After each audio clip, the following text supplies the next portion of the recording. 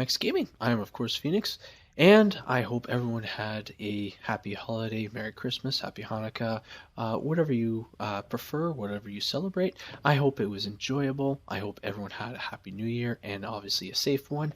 I had a week and a half off work, and pretty much a week of it I was sick, unfortunately. I'm a little bit sick, but I'm getting over it, over the hump.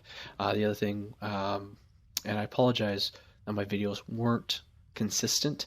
I was in the process of going through a transfer with work, so I went from one location to a new location, and I had a lot of work that had to get done before the transfer happened, because I didn't want the guy that was taking over the area to be left with, like, say 100 tickets. So so I had like about maybe 150, 200 tickets, and I got it down to about 30 tickets for him. And so I don't feel so bad, because when we switched, I had about 20 or so tickets. So excuse me. So I was very happy that I'm not giving him a ton of work to do, but he does have some work ahead of him, just like I do. Let's see here. Other than that, it's going to be another review. I'm going to be finishing off I think the last of the Tier 6 for the Federation, which is going to be the Scryer Science Vessel. Pardon me. Or it's a little sticky. Anyways, so with that there, we are going to go to Lieutenant Laurel. We're going to talk to her, and we're going to get the information on the ship. So, and it is a science vessel. And we're just going to go right to Tier 6. Alright, so the last of the ship on my list for the Federation at this point in time. Alright, so let's see here. All right. So starting for bridge officers, you have a Lieutenant Tactical / Intelligence Station, you have a Lieutenant Commander Engineering Station, a Lieutenant Commander Science Station, a Lieutenant Commander Science / Intelligence Station, and an Ensign Universal Station. For consoles, you have 3 engineering, 2 tactical, and 5 science, very heavy on the science. For weapons, you have 3 fore, 3 aft. The starting base hull at level 50 is 29,700. And when you go up to level 60, it's going to be 36,000. Mine says 34,515. Shield modifier of 1.5. Base crew of 200. Base turn rate of 15. Oh, that says 15. Oh, Stowwiki says 13. So I'm going to go with Stow on this one. Impulse modifier of 0.17. Inertia rating of 55. You get 3 device slots. For the bonuses, you get plus 10 power to weapons and auxiliary. It can load dual cannons, which is a very nice thing. Has an internal cloaking device, so you don't have to worry about that. Warp core signature masking. It comes with the subsystem targeting because it is a science vessel, and sensor analysis as well. It does have a secondary deflector slot, which is very nice, and comes with a universal console, the sensor probe swarm, which can only go on this one and on the fleet version of the Scryer vessel. Active sensor analysis, you get gather intelligence, expose vulnerability to defense, weapon system, and critical systems. And then I will go over the science abilities of the ship once we are looking at the loadout, etc. So that is it for the stats and the first glance at it. So now we're going to go to Drizrax here, and we're going to customize the starship. We're going to take a look. I know how when I did the last one, I just went out into space. After I thought about that, I don't think I'm going to do that. I'm going to do this first, and then we're going to take another look at it in space. I think that's just the better way of doing it. I just didn't like how it was. I think I missed a lot of things, and I didn't get to show you all the features and stuff like that. So I'm going to continue back with this, because I think it works a lot better. So let's see here. So we have the Intel. They really need to fix this. When you change the window type, it shouldn't change the material type. Just change that to that. And so you have intelligence, and then type 1 all the way to 7, and then plus you have the upgrade. So, and then click on advanced. So now you have so you have the saucer section, which is more or less of a ring with an inner saucer. Excuse me. So that looks like a deflector dish right there. And no, okay, so you have your one deflector dish up here, and you have another one at the bottom. So I think this is your main one. That's going to be your secondary. At the first glance, it looks exactly like a Luna type vessel, like the USS Titan, which Captain Riker is commanding.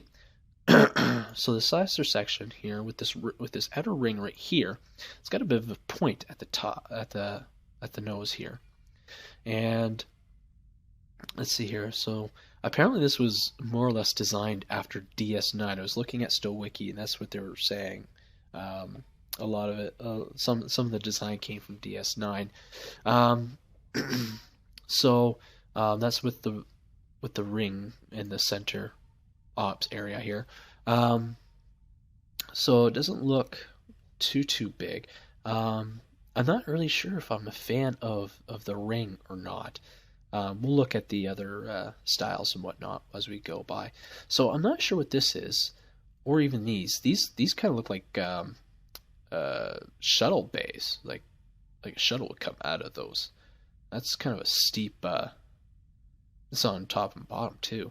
So I don't know. I don't know what those are. They do look like shuttle bays, but I don't think they are. Anyways, let's see here. You have this piece here. I guess this is just to hold this inner ring to the outer ring, I'm gonna say. Then you have the bottom here, the bottom hull. Then you have the hull here, which it's really pretty much fused with the saucer section and the warp nacelles here. So it's kind of hard. You have the second deflector dish kind of mounted on. If you look at it, it looks like an actual like huge cannon on it. That's what it looks like, a huge cannon, not a deflector dish. It looks like a huge cannon. And I know it's a deflector dish, but that's what it looks like at the top. Very like it's not circled at all. It's really got lots of edges and whatnot. So it's interesting. Now I see. Okay, so you have impulse engines at the top of this hull area right here, one at the back of the secondary reflector, and one at the back here. You got pieces coming out, and it's kind of hard because I don't know what they were thinking when they designed this ship, because I know it's different and a cool design, but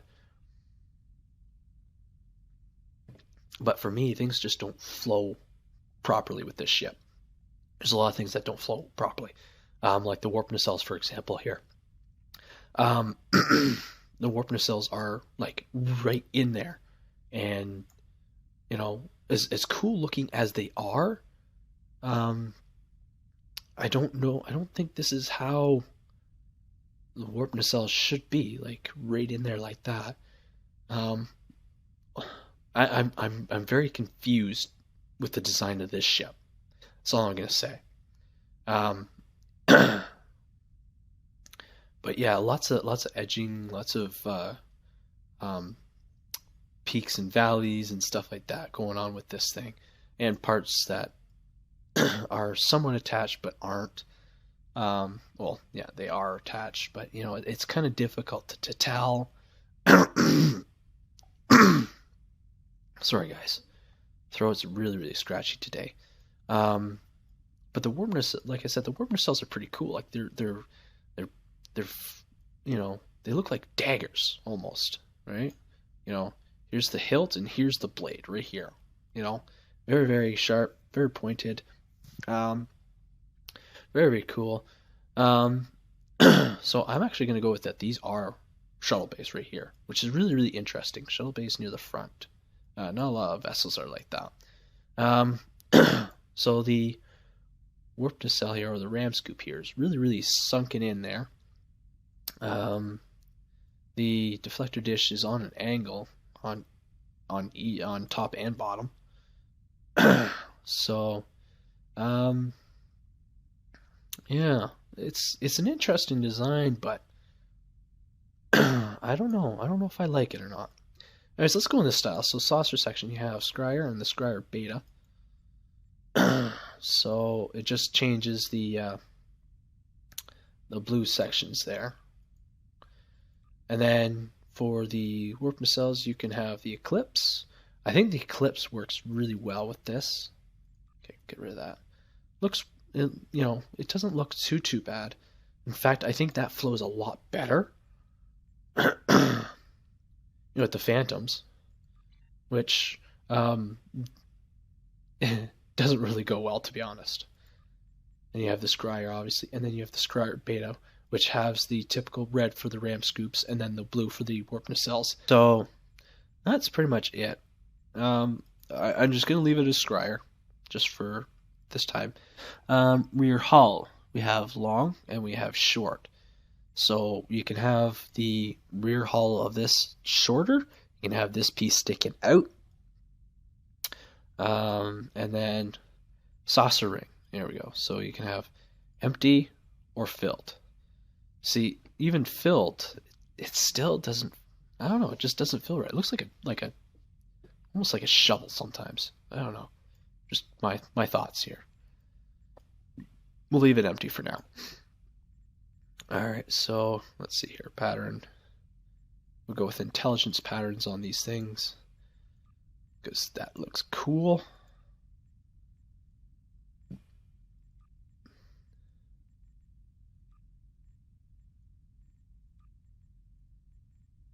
And then with the fleet emblem. There we go. So the fleet emblem's right there if anyone wants to know. And again, you can't really see your name of the ship. I mean, I just named it Scryer, just for the sake of just naming it that. So, I mean, a lot of things just don't flow with this ship. And I have to wonder what Cryptic was really thinking when they were designing this particular ship. So, and then I'm going to see here. What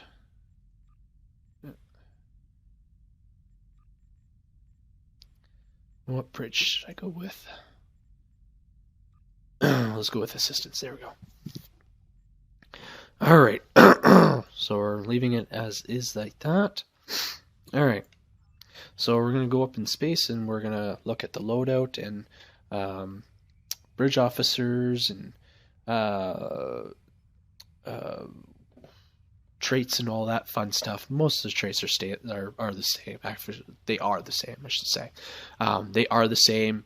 And we'll look into all the starship abilities and whatnot. Alrighty, so here's the ship a little bit closer up.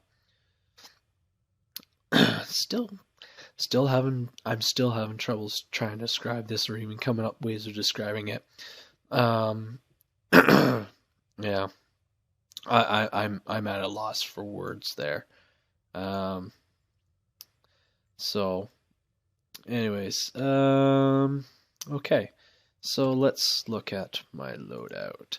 I was gonna use cannons, but because it's only Lieutenant Tactical, and I don't have anything to use cannon rapid fire, it's going to be just a beam boat. So I have a dual beam bank and 2 beam arrays. I don't even remember where I got these. I have the whole entire Solanae set, all 4 pieces, so I get the 4 bonus piece thing going. I have a phaser beam in the back, and a cutting beam, and the omnidirectional phaser beam. So, like I said, it's just a beam boat. Everything is beams. For devices, the red matter capacitor, the subspace field modulator, and shield battery. For consoles, I have 2 neutroniums. One is at 18.8 kinetic and energy damage, and the other one is plus 20. I have the assimilated module. So for consoles, I have 2 field generators, gel pack, and the hydrodynamics compensator. And for tactical consoles, of course, I have my phaser relays. So that's that. Basic loadout, pretty standard for what I use anyways. So let's look at the Starship Master here. For the first level is enhanced particle generators, which grants plus 15% damage to exotic damage abilities. Advanced shield systems plus 10% shield hit points. Enhanced restorative circuitry improves hull healing by 10% and shield healing by 10%, which is pretty cool. Let's see here. Reactive shield technology. 576.4 shield generation every 6 seconds. Reduce damage to shields by 5%. So that's pretty cool. And the last one is Emitter Synergy. Excuse me, guys. Plus shield heal, plus exotic damage after using TAC or Intel Bridge Officer ability. So it plus 7.5% exotic for 15 seconds, stacked up to 3 times, and plus 7.5% for shield heal for 15 seconds, and that can stack up to 3 times. So I keep forgetting these universal consoles for some stupid reason. All right, so this gives a PB AOE 5 kilometer range to this foe, disables cloaks, minus shields, hardness, damage, resistance, accuracy, and minus damage. So increases damage to shields from all energy types by 15% for 15 seconds. That's pretty cool. Minus 25 all damage resistance rating for 15 seconds, and minus 28.6% all damage for 15 seconds. Reduces accuracy by 25% for 15 seconds, and disables cloaking systems for 15 seconds. So that's a pretty neat console. So we'll get that going once we get into the STF here. All right. So traits. So I have all the space traits. I still gotta get to level 60. I have the one from the Phantom Intel, and for space traits I have nanoprobe feedback, nanoprobe field generator, enhanced armor penetration, and the Omega graviton amplifier. And I have the biomolecular shield generator and refraction tectron cascade abilities. I'm hoping to finish off some of my other reputations so I can add other abilities and have all space ones. Working on it. Alrighty. What else? Oh, bridge officer stations. Alright. So for the ensign, I have engineering for engineering team 1. For the tactical station, I have just a regular tactical officer with tactical team 1 and beam overload 2. For the lieutenant commander engineering, I have emergency power to engines 1, power to weapons 2, and reverse shield polarity 2. For the commander intelligence or science station, I just have another regular science officer in there. Even though I have a intelligence officer, I'm just going to leave it as is. So I have Tachyon Beam 1, Energy Siphon, Photonic Shockwave, and Gravity Well. And then for the Lieutenant Commander Science, I have Hazard Emitters, Science Team 2, and Feedback Pulse 2. So that is it, and then I'm going to be back. I'm going to be doing Borg Disconnect. I'm going to see if some people that are on want to join me, and we'll be right back. Okay, so here we're going to do Borg Disconnect. Okay, people are calling out where they want. Okay, so...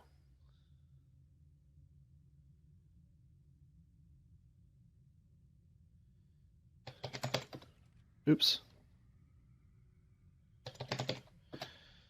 I'm going to tell him I'm going to go right. So, met a new friend. He's a friend of Spuck and Kirk, who have been on here with me a couple times. And he was commenting on this ship. He was calling it the Assimilated Burgers and Fries ship, which I thought was quite humorous. Because I was having issues describing it, and it kind of matches the description of it being burgers and fries, which is kind of interesting. Can I get to the ship in time? That's the question before...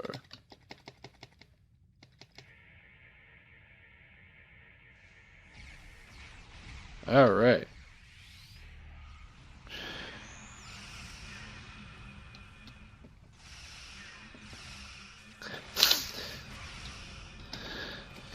So I was actually playing with Kirk and Spuck along with King Loading.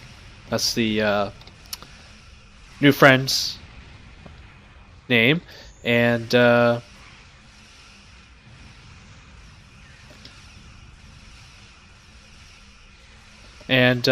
was able to play with the ship a little bit, so it hasn't been too bad to fly in. So far I haven't gone boom once, which is kind of nice. I think the most challenging one I was able to do was Crystalline Catastrophe Advanced. So so that was the most difficult SCF that I was able to do.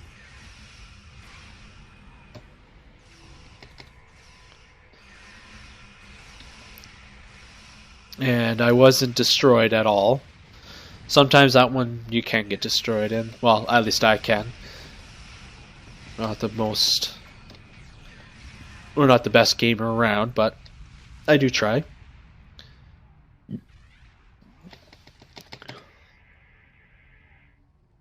Oh, got hit with something. There we go.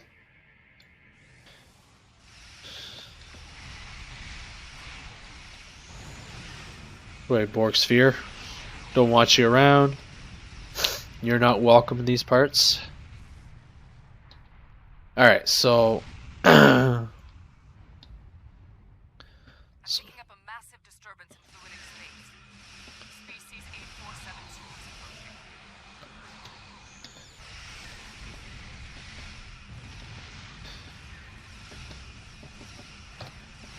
Hit you with that.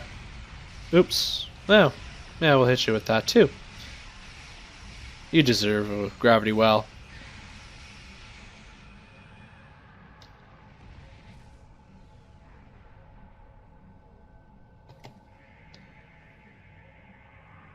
Let's get this Borg cube out of the way here. So...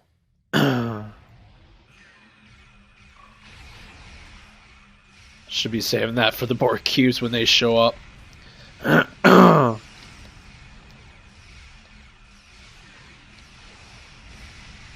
Oh, speaking. Oh. Yeah.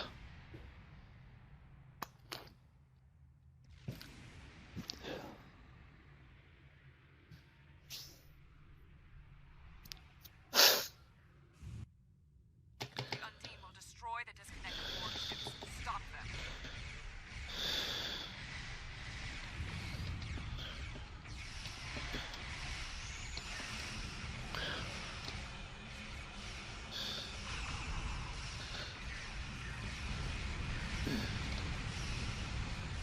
Okay. Get off my back, you.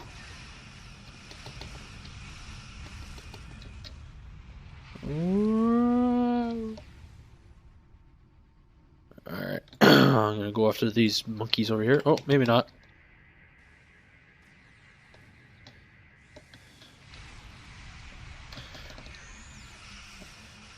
Oh.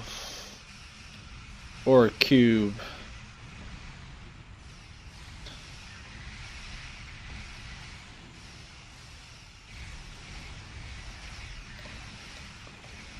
Not punching a hole through that just yet. There we go.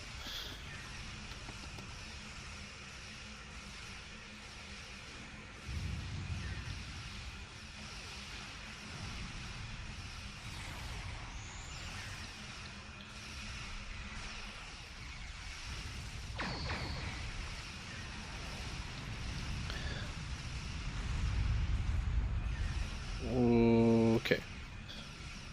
Let's do that. That saved me a bit of trouble there. Let's get that right shield up.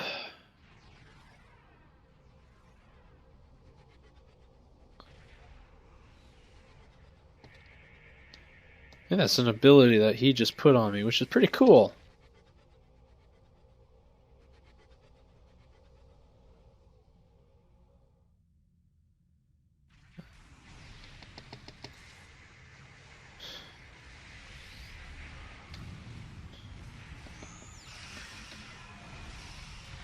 Let's take care of this Borg cube.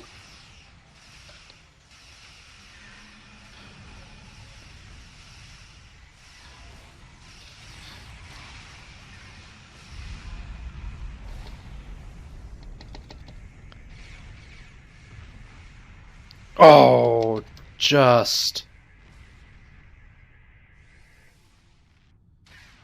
Whoa.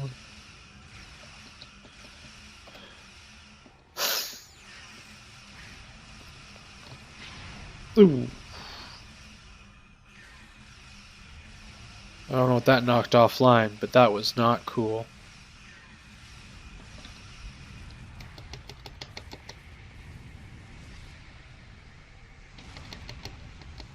Detecting something on an intercept course.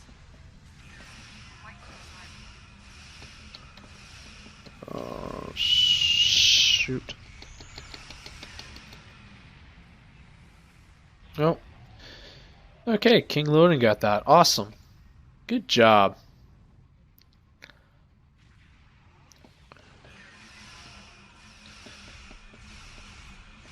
Let's do that. And that.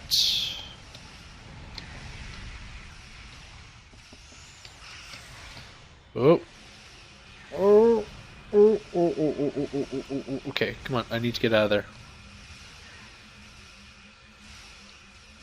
Whoa. That's not cool. I have no shields whatsoever. Ooh. Interesting. There's a bit of a cloud there. It looked like there was a float ship or something. The Vault have a ship designed to fight Borg. Destroy it before it attacks the cooperative.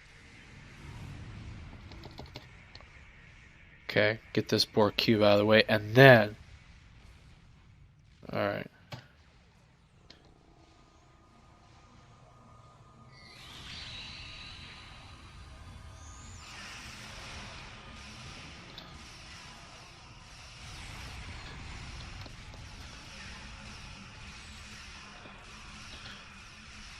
Let's...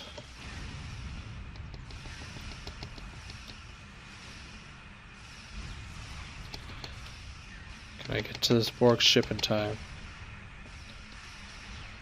Yes, I did. Maybe not in time for the Borg killer thing. Oh. Alright. Come on. Down you go, down you go.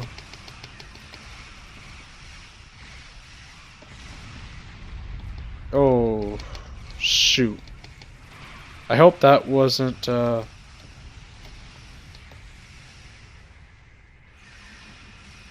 Oh. It wasn't. Oh, thank goodness. Oh, that was... I don't think that was, one that we were supposed to save. I think that was an enemy one. That was pure luck right there.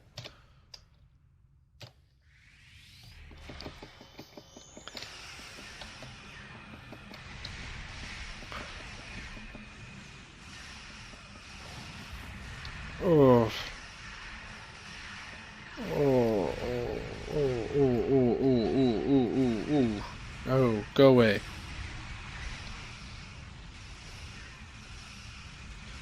No, no, no, no, no, no, no, no, no. You are not.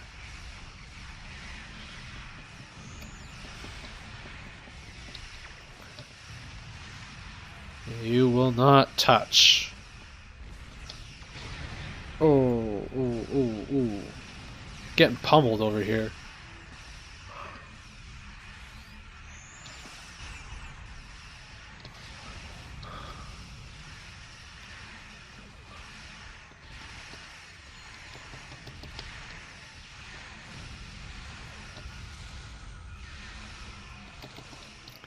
Come on, come on. Oh, come on.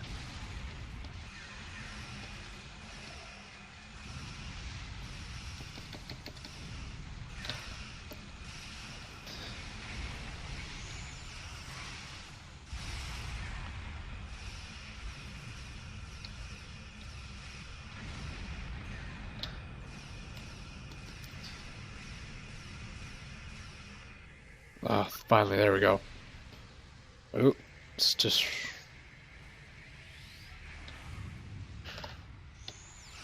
Yep, I'm gonna attack him, but I want to attack this guy right here.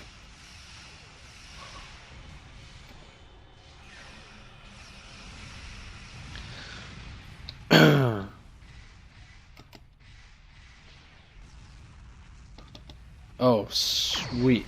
He got to it. Oh, hello. Another Borg cube. Ah. Yeah.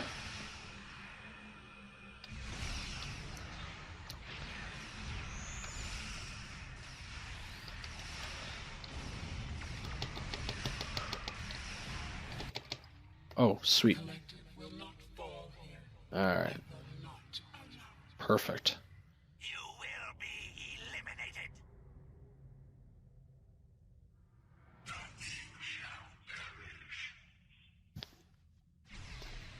Three dreadnoughts. They're attacking one another. This is your chance. Yes, your chance to sit back and watch them be destroyed. See, this is the part that I really, really don't understand.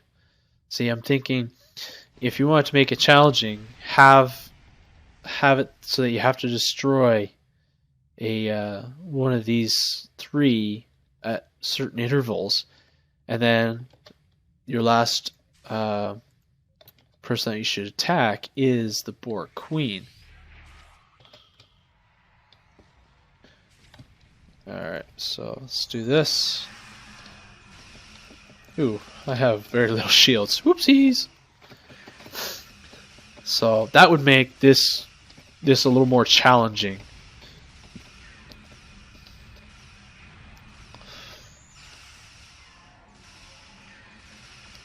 Alright, let's kill those shields.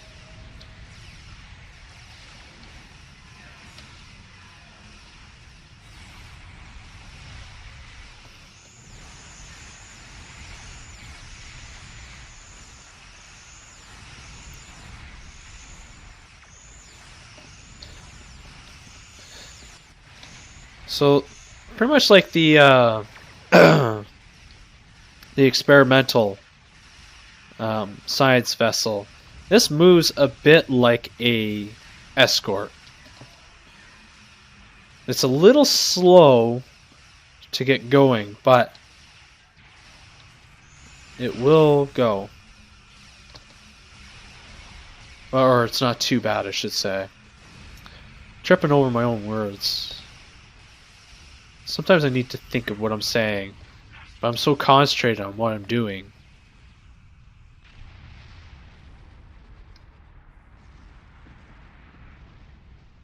Okay.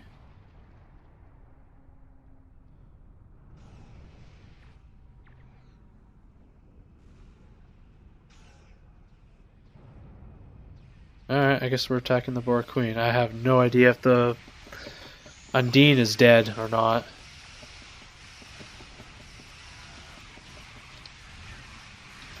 Alright, so let's get the... look at all the little dusty things swarming around here.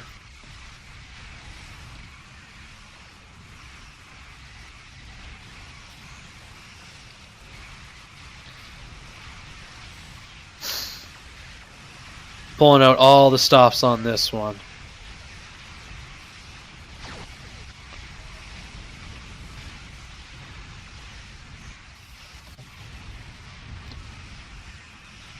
Oh wow, she went down pretty quick. She went down pretty quick. Oh no, King's loading just went down. No! That one we're so close.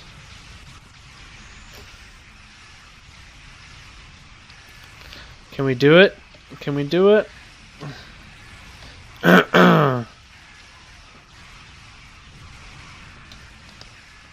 We can do it, we can do it, we can do it, we can do it. Yes, yes, yes, yes, yes, we can do it. I know we can. Oh, what a beautiful run. Oh, that was awesome. Thank you for your assistance. We'll assist the disconnected Borg user. Alright, let's check the score. So, Borg free, we got 1,000, well over 1,000 points. 17 marks on that one. Undine risk code 408 points, so we closed 7. Voth Killer points, 3 there. 5 points, 5 marks. Overall marks 37. No, not too bad. 38 out of 58. Well, that's not too good. 9 out of 41 and 8 out of 41. Okay, well, that's not too bad, I guess. Alright, so let's do these ones. Alright, so there we go. So I'm not too fond of the ship design. Now, I will give credit to Cryptic coming out with a completely different design.